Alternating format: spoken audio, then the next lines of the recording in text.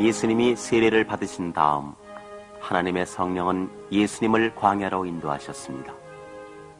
광야는 들짐승이 우글거리는 곳이었습니다. 예수님은 밤낮 40일 동안을 그곳에서 지내셨습니다.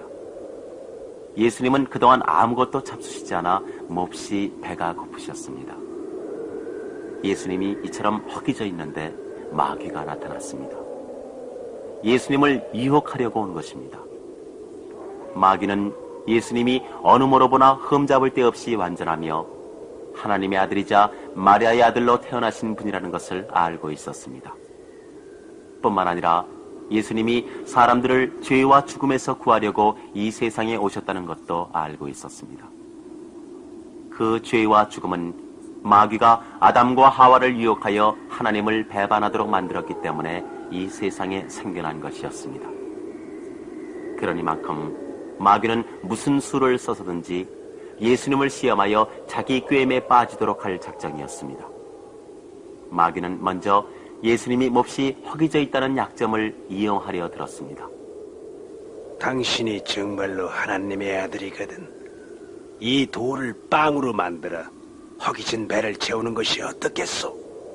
하나님께서는 사람이 빵으로만 사는 것이 아니라 하나님의 입에서 나오는 모든 말씀으로 사는 것이라고 하셨다. 사람에게 무엇보다도 필요한 것은 하나님의 말씀이다. 마귀는 다른 방법으로 예수님을 시험해 보기로 했습니다. 그리하여 예수님을 예루살렘 성전 꼭대기로 데리고 갔습니다. 당신이 하나님의 아들이거든 여기서 뛰어내려 보시오. 성경에 보면 하나님께서 천사들을 시켜 당신의 발이 돌에 부딪히지 않도록 떠받들게 해주신다 라고 쓰여져 있어. 그러나 성경에는 주님이신 너희 하나님을 시험하지 말라고 쓰여 있다. 그래도 짓궂은 마귀는 예수님을 놓아주지 않았습니다. 이번에는 예수님을 높은 산으로 데리고 올라갔습니다. 그곳에서는 세상 모든 나라를 한눈에 내려다볼 수가 있었습니다. 마귀는 예수님에게 말했습니다. 여기서 바라볼 수 있는 세상의 모든 나라와 영광은 나의 것이오. 만약 당신이 꿇어 엎드려 나에게 절을 한다면 이 모든 것을 드리겠소.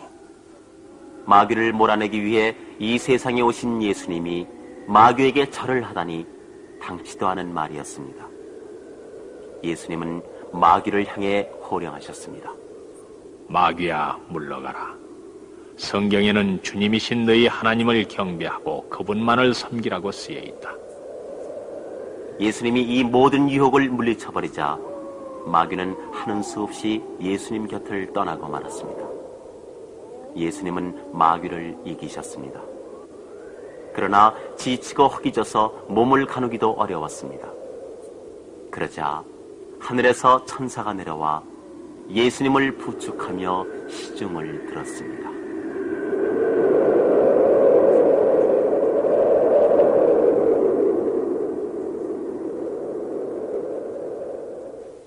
하루는 세례 요한이 자기 제자 두 사람과 함께 서 있는데 그 곁을 예수님이 지나가셨습니다.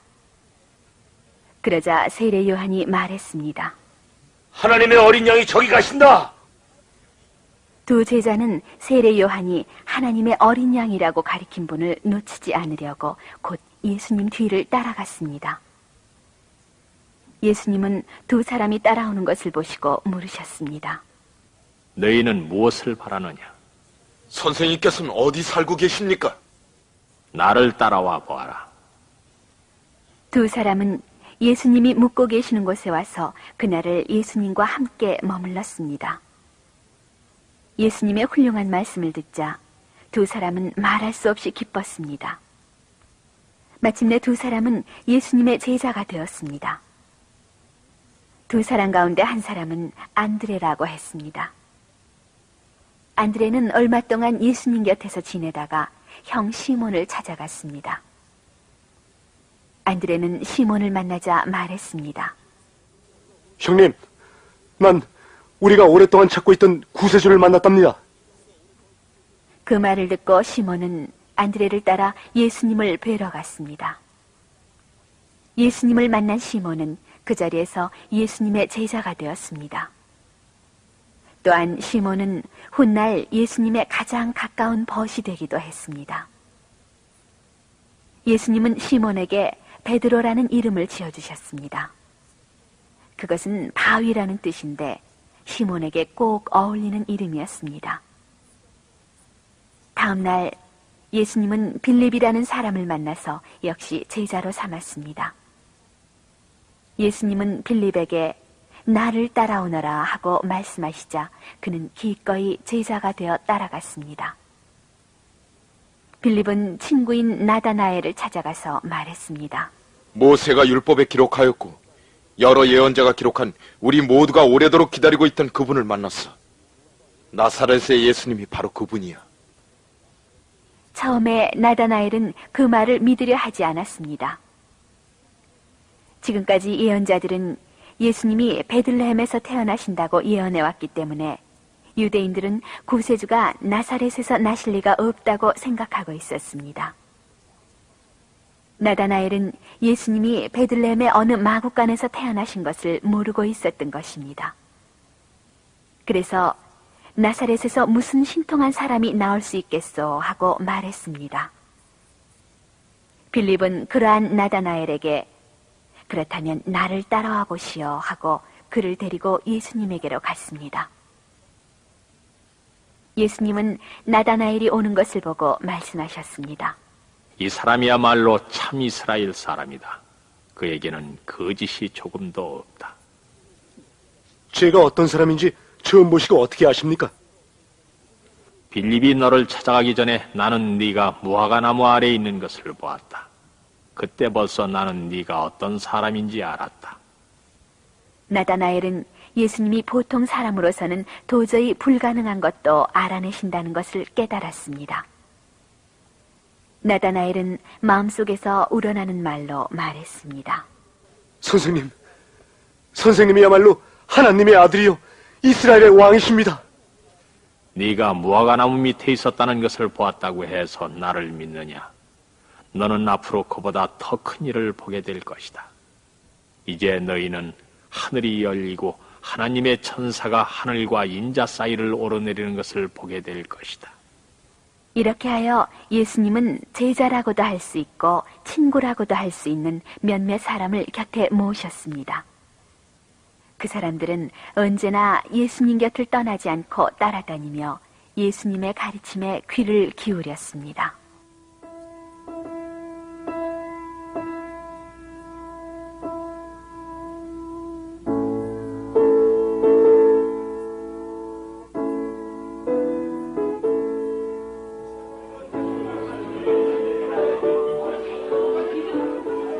나사렛에서 조금 떨어진 곳에 가나라고 하는 조그마한 마을이 있었습니다. 이 두 마을은 이웃하고 있었기 때문에 사람들도 자주 오고 가며 서로 친하게 지내고 있었습니다. 어린이들도 곧잘 놀러 다녔고 예루살렘에서 6월절 축제가 있을 때면 한데 어울려 가곤 했습니다. 그 마을에 예수님의 어머니 마리아의 친척이 살고 있었습니다. 예수님이 몇 사람의 제자를 뽑으시고 나서 며칠 후 마리아의 친척이 예수님과 마리아를 혼인잔치에 초대했습니다. 그 당시 유대의 관습으로는 결혼을 하면 며칠씩 계속하여 잔치를 벌이는 것이 보통이었습니다. 그리고 초대받은 손님들은 마음껏 먹고 마시며 즐거운 시간을 보내는 것이었습니다. 그 잔치에는 예수님과 제자들을 비롯하여 수많은 손님들이 초대를 받고 모여들었습니다. 그런데 예상했던 것보다 더 많은 손님들이 찾아왔습니다. 이렇게 많은 손님들이 찾아오고 보니 곤란한 일이 생겼습니다. 손님들을 대접할 포도주가 잔치가 끝나기도 전에 떨어지고 만 것입니다. 손님 대접을 하고 있던 사람들은 어떻게 해야 할지 몰라서 당황해하고 있었습니다. 마리아는 곧 그 눈치를 채었습니다. 마리아는 전부터 자기 아들이 보통 사람과는 달리 신기한 힘을 지니고 있다는 것을 알고 있었기 때문에 이럴 때는 아들의 힘을 비는 수밖에 없다고 생각했습니다. 마리아는 곧 예수님에게 가서 말하고는 하인에게 일렀습니다. 이 집에 포도주가 떨어졌구나.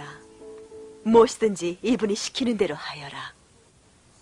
마리아는 예수님이 반드시 어려움을 도와주시리라 믿었던 것입니다. 마침 그곳에는 큼직한 돌 항아리가 6개 놓여 있었습니다. 유대인은 식사를 하기 전에 손발을 씻는 관습이 있었기 때문에 언제나 항아리에 물을 가득히 담아두는 것이 보통이었습니다. 예수님은 하인들에게 그 항아리에 맑은 물을 가득히 부으라고 분부하셨습니다. 하인들이 시키는 대로 하자 예수님은 다시 말씀하셨습니다. 이제는 항아리에 담긴 물을 그릇에 퍼담아 가지고 잔치 맡은 이에게 가져가라. 하인들은 틀림없이 항아리에 물을 담았습니다. 그런데 지금 그릇으로 떠낸 것은 물이 아니었습니다. 그것은 틀림없는 포도주였습니다. 이처럼 신기한 일을 보고 하인들이 놀란 것은 말할 나위도 없는 일이었습니다. 잔치 맡은 이는 손님들에게 음식을 대접하기 전에 먼저 자기가 맛을 보아야 합니다. 하인들은 그에게 포도주를 가지고 갔습니다. 그러나 그 포도주가 어디서 났는지는 이야기하지 않았습니다. 잔치 맡은 이는 하인들이 갖다 준 포도주를 한 모금 마셔보더니 주인을 보고 감탄했습니다. 어느 집에서든지 처음에는 좋은 포도주를 내놓았다가 손님들이 취하면 그보다 못한 것을 내놓게 마련인데 이 집에서는 아직까지 좋은 포도주가 있다니 정말 놀라운 일이요. 이 기적은 예수님이 신기한 힘을 지니고 계신다는 증거였습니다. 그러나 예수님은 사람을 돕기 위해서가 아니면 그러한 힘을 쓰시지 않았습니다. 이 일은 예수님이 행하신 첫 번째 기적이었습니다.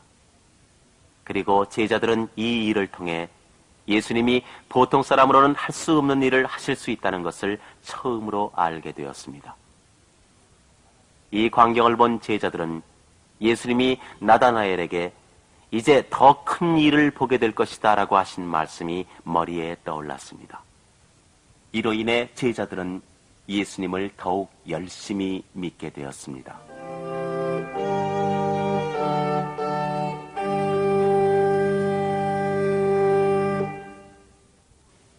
예수님은 베드로와 그 밖의 제자들을 뽑으시고 나서 얼마 후 그들과 함께 예루살렘으로 가셨습니다.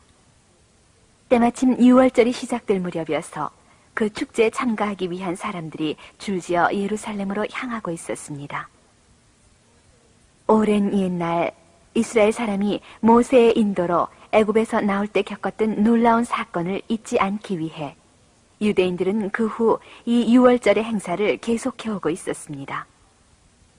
그 사건이란 어느 날 밤 죽음의 신이 애굽의 거리를 덮쳐 집집마다 돌아다니면서 마다들을 죽였는데 다만 문에다 양의 피를 발라둔 이스라엘 사람의 집에만은 들리지 않았으므로 건너뛰었다는 뜻으로 6월절이라 하여 기념한 것입니다. 그 일을 하나님께 감사드리고 또한 잊지 않기 위해서 12살 이상의 유대인들은 해마다 정해진 날에 예루살렘에 모여 일주일 동안 축제를 지내왔습니다. 그러므로 예수님과 제자들도 다른 유대인들과 마찬가지로 이 행사에 참가하기 위하여 예루살렘으로 갔던 것입니다. 예수님은 성전, 즉 아버지의 집을 찾아가는 것이 무척 기뻤습니다. 그런데 예수님이 성전에 이르러 보니 성전 뜰은 어지럽기가 이만저만이 아니었습니다. 제물로 바칠 소, 양, 비둘기를 파는 사람, 또 그들 앞에는 수많은 구경꾼들이 몰려들어 우글거리고 있었습니다.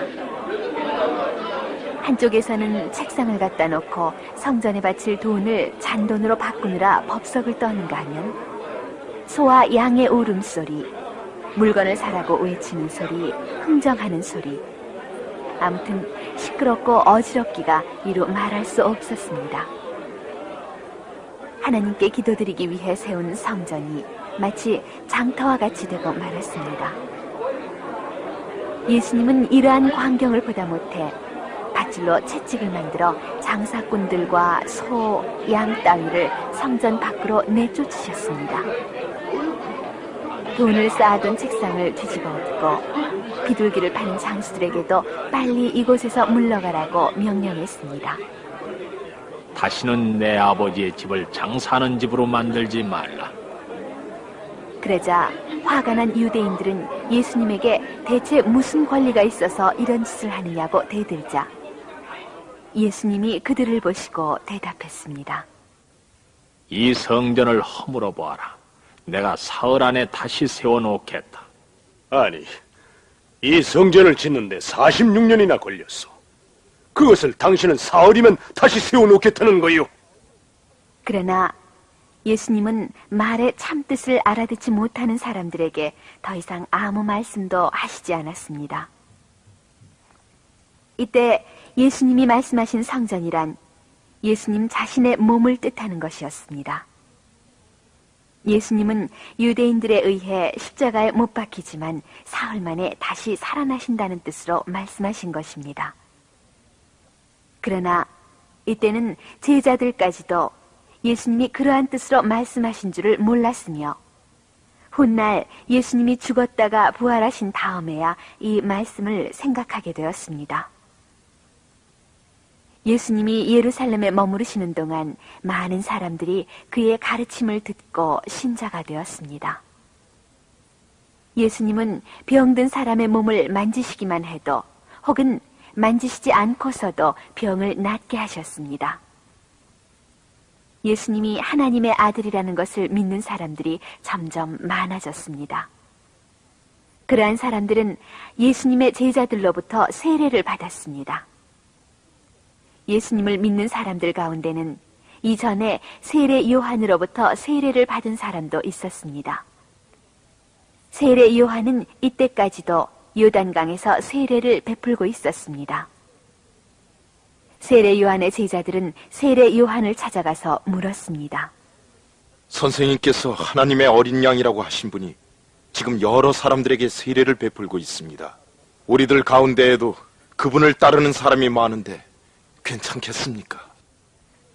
그러자 세례 요한은 나는 너희들에게 나는 그리스도가 아니다 하고 말한 일이 있다. 나는 그분이 오신다는 것을 알리기 위해 이 세상에 온 것에 지나지 않는다. 나는 그분이 오신 것을 진심으로 기쁘게 생각하고 있다. 나는 땅에서 태어났지만 그분은 하늘에서 보내신 분이시다. 하나님은 그분을 우리들에게 보내어 하나님의 말씀을 우리들에게 전해주신다. 아버지신 하나님은 그분을 사랑하고 계신다. 하나님의 아들을 믿는 사람은 영원한 생명을 얻을 수 있지만 믿지 않는 사람은 영원한 생명을 얻을 수 없을 뿐만 아니라 영원히 하나님의 심판을 받아야 한다고 타일러 주었습니다.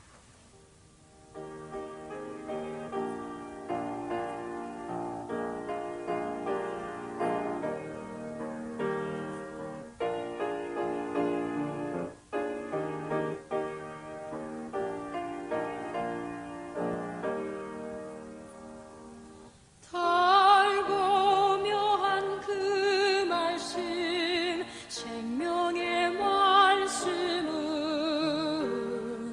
귀한 그 말씀 진실